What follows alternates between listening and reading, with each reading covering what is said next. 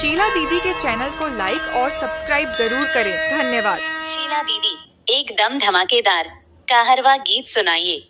बहुत रोइला है बहुत रोइला है बहुत रोइला, सुधिया वाला बलाम के बहुत रोइला, सुधिया वाला बलाम के बहुत रोइला, हे बहुत रोइला हे बहुत रोइला हे बहुत रोइला, सुधिया वाला बलाम के बहुत रोइला, सुधिया वाला बलाम के बहुत रोइला।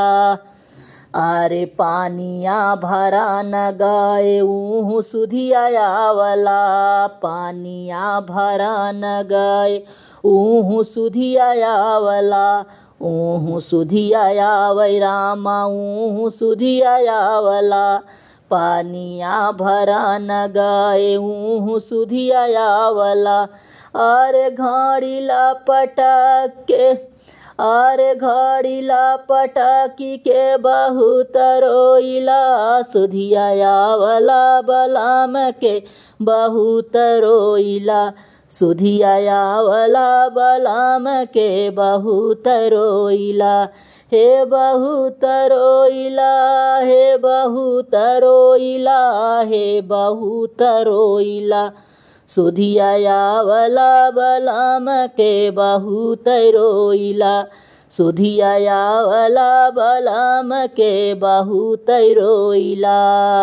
अरे रोटिया बेला न गए सुधिया वाला, रोटिया बेला न गए सुधिया वाला, सुधिया वाला हो सुधिया वाला, रोटिया बेला न गए सुधिया वाला।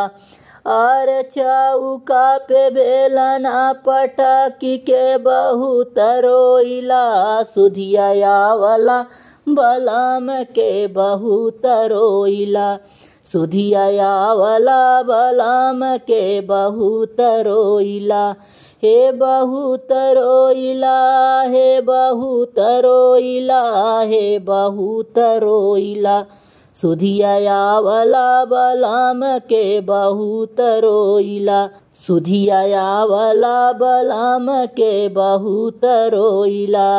अरे सेजिया सोआन गए सुधिया वाला, सेजिया सोआन गए सुधिया वाला, सुधिया वै रामा सुधिया वाला, सेजिया सोआन गए सुधिया वाला।